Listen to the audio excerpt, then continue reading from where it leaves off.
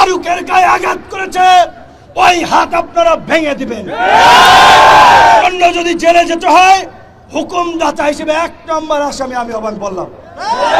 এই সরকারের যে উপদেষ্টা সবচেয়ে ডেডিকেটেড কে নাহিদ ধরেন মার খেয়েছে, নাহিদ মার খেয়েছে একদিন, এইখানে যারা দাঁড়িয়ে আছে 100 দিন মার খেয়েছে।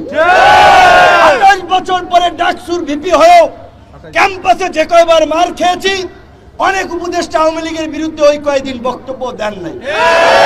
অবশ্যই আসিফ এবং নাহিদ তো আমাদের সহ আন্দোলনকারী, আরো অনেকে, মাহফুজ সবাই আমাদের ঘনিষ্ঠ, আমাদের সহযোদ্ধা সহকর্মী।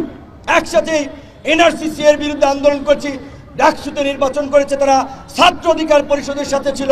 আমি তো শুধু বললাম এই কারণে যে এখানে কয়েকজন এই আন্দোলনের যারা ফ্রন্ট ফেজে ছিল তাদের ডেডিকেশন আছে, ত্যাগ আছে, আর কিছু হচ্ছে মৌসুমী নেতা। শুধুমাত্র 10-12 দিনের মিডিয়া কভারেজে এখন বিশাল নেতা হয়ে গেছে। তাদেরকে ঢুকাইছিল ছাত্রলীগ আন্দোলনের গতিবিধি পর্যবেক্ষণ করার জন্য, আন্দোলনে স্পাইগিরি করার জন্য। 18 জুলাই যখন কথা বলি যে ভাই এক দফার বিকল্প নাই, এক দফা ছাড়া এই জাতির মুক্তি নাই, হাসিনা পিশাচ হয়ে গেছে, হাসিনার পতন ব্যতীত আমাদের মুক্তি নাই, প্রত্যেককে জেলে যেতে হবে, তখন বলে ভাই আমরা তো এক দফার জন্য আন্দোলন করি নাই, এটা কি উচিত হবে? এরকম এখন 2-1 জন ব্যাপক বিপ্লব হয়ে গেছে, অথচ ফুল ছাত্রলীগের এজেন্ট হিসেবে এখন যাই হোক সোশ্যাল মিডিয়ার কারণে ব্যাপক পপুলারিটি হয়েছে, সেলিব্রিটি বনে গিয়েছে, কিন্তু তাদের পেছন দিকে একটু তাকাতে হবে। হঠাৎ করে চরিত্র বদল করলেই বদল হয়ে যায় না।